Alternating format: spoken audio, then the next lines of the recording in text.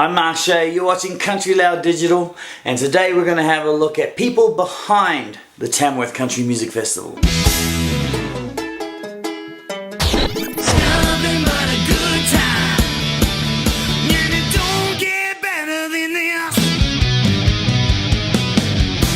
Today we're going to have a look at people that are behind the Tamworth Country Music Festival. Now initially I thought of just doing a story. I thought it'd be a really good idea, and the more I've delved into it and had a look and talked to people and interviewed people, it was something that just one story couldn't really capture. So we're going to have a look at it over a series of episodes, not too many, but we're going to have a look at it, and because I think it's really interesting. And I think you'll find it really interesting to see the people that make the Tamworth Country Music Festival happen. So come for a ride with Country Loud, and let's have a look at the people that make the Tamworth Country Music Festival happen so that you get to enjoy it in all its glory.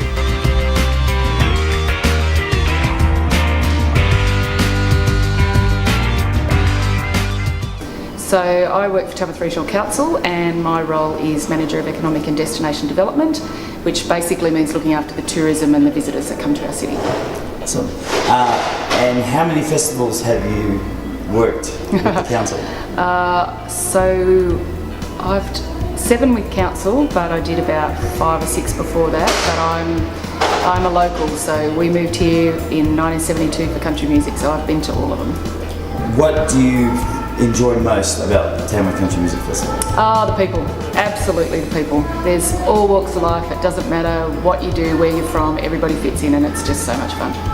And what's some of the challenges of your job? The people. No, not really. I guess the challenges are to try to, change up a little bit every year so that it's not the same for everybody. So if you come year after year after year, you see some change or you see some improvement or just tweaking it. But yeah, I guess it's about making the locals feel part of it as well, and making locals ambassadors for the festival. And what would you say to somebody who hasn't been but always wanted to come? Oh, we say this all the time to people when they ring and say, I want to come to the festival and what should I do? It's a bucket list thing. You don't have to love country music, you don't have to love any genre of country music because it's so broad, but it's just a beautiful festival. It's a real family friendly feeling, and yeah, it's a bucket list. You got to do it. Plans already in the works for next festival, since we're at the end of this festival? Yes, they are.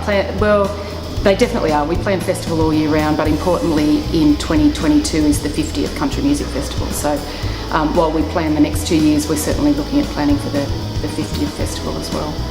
And your overall opinion of this year's festival? Hot. It's been fantastic. I've worked a lot in festival headquarters this year, so got to meet some great people, great walks of life. I love it. I absolutely love the festival. It's my favourite 10 days of the year working, and I think this one's been another great one. Thank you very much.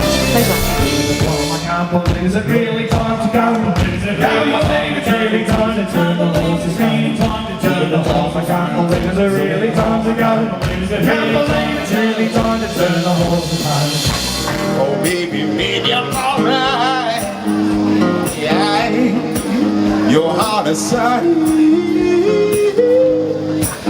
You don't need to wear no makeup. You don't need to mess with your hair. Darling, here's the shape of girl, I just don't care. Little darling, oh, sweet darling.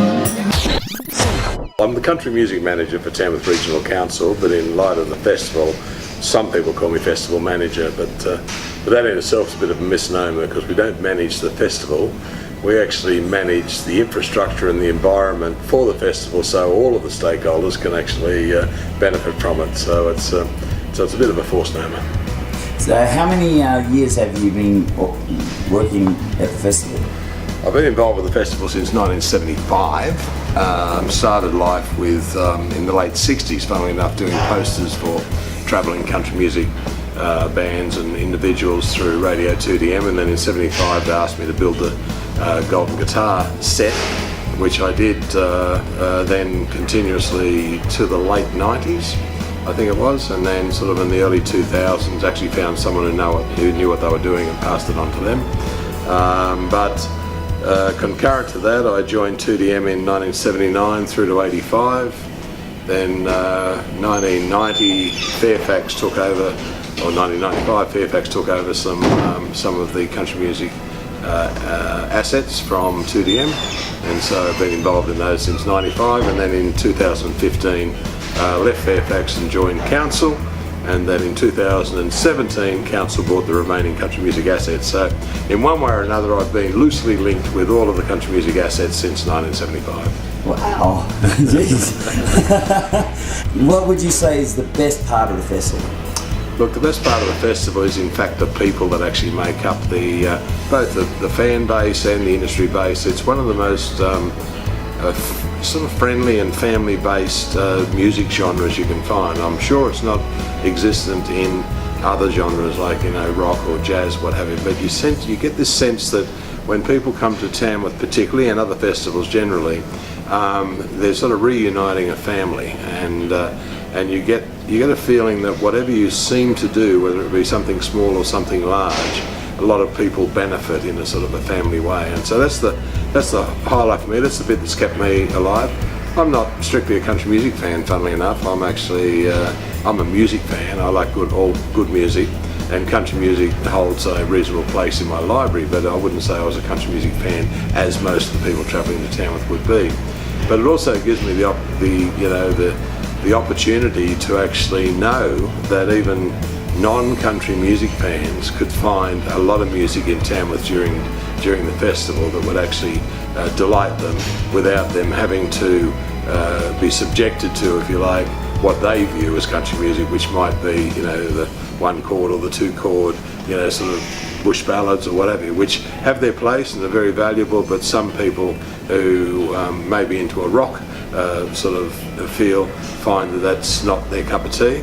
But with country music diversity, you know, you've got the opportunity to see country rock, you know, there's sort of Nashville sounds, there's bluegrass, there's blues, there's all sorts of genres of music that are present in our festival. What would you say is the challenges of your job? But the current challenges with Council is that Council can't make any money out of it. We invest nearly $2 million into the festival, and we get back about $1.5 million through ticket commissions and the sponsorship and grants and things like that. So it's about a $500,000 cost to the community, but we don't own the festival, you know, because the festival is owned by the community, by the stakeholders, and they include the artists, promoters, venues, all of that. They're actually the people that actually create the festival. What our job is to do is to provide the environment for all of those stakeholders to actually achieve what they set out to do, and that could be a monetary achievement or it could be an emotional achievement. And so that's the case for right the way from buskers through to talent searches through to the golden guitars. We provide the environment for all of those elements to achieve the best result. Another festival's just wrapping up. How do you see the 2019 festival compared to previous ones? Well, just from a temperature perspective, it was probably Tamworth's always hot, but this was probably the most sustained high temperatures we've actually experienced for some years. And that has an impact of taking people off the streets. You know, whether it has an impact in overall numbers is yet to be seen, but certainly you could argue that the number of people that were actually on the streets was a little bit less than normal, because quite clearly you're not going to stand out in 44 or 46 degree heat. You're going to find air-conditioned comfort. And with over 100 venues now boasting over 700 artists across the 2,000 plus events in the 10 days, you would probably be a bit crazy if you chose not to be in one of those air-conditioned venues. And for somebody who has never been to the Tamworth Country Music Festival, what would your message be to them? Don't be afraid to try something that may not be on top of your bucket list, because this festival is considered to be one of the world's top 10, in one of the world's top 10 festivals. And its uniqueness is that it's not a gated festival. You don't buy a ticket and go through a gate and then sit for a programmed group of performers to perform to you. You've got the opportunity to choose over 700 artists with over 2,000, 2,500 scheduled events, and of that, more than 75% are free. So you could actually spend the entire 10 days in the festival and not spend a penny on a ticket for the entertainment. However, we would encourage you to buy a drink or a meal or whatever, because no such thing as free entertainment, but it would be free to you.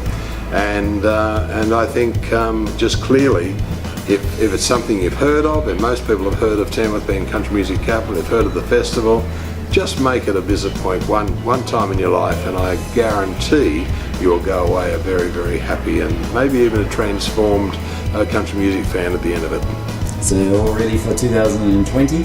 As the festival unfolds in the last 10 days, that develops the blueprint for changes and modifications for the following year. And essentially there is probably someone working on the festival all year round, but in earnest we as a team kick in about July, with our sort of formal planning meetings, and then so usually planning for August, September for the first release of seats.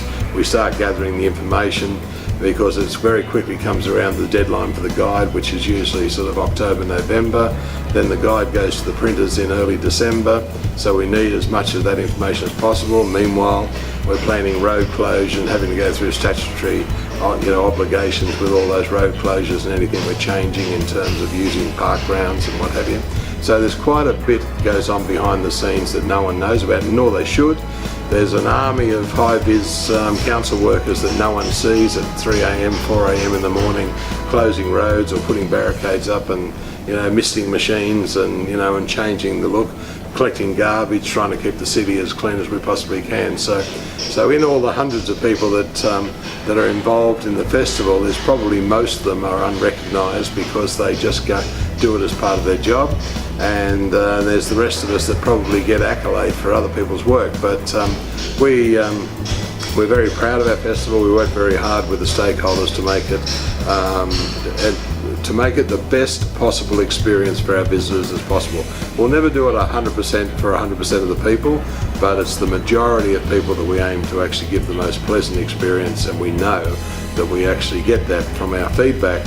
It's something like 97 to 98% satisfaction that we actually glean from the survey. So that 2 or 3% that have had a bad time, in most cases, isn't our fault. It could be due to a third party, like they've had a road accident or a break-in or a theft or something. But 97% potential return from one festival to another is a very, very good result. And we know that more than 50% of our visitors have been more than 10 years. So clearly there's something here that attracts them. But we also keep an eye on new markets, and that's what we're talking about here. Come along, and so up to 25% of our visitors could be new people, been for the first time, and we're pretty sure that they'll come back again once they're back. Thank you very much. Thank you, mate. So join me next time when we look at even more people that are behind the Country Music Festival.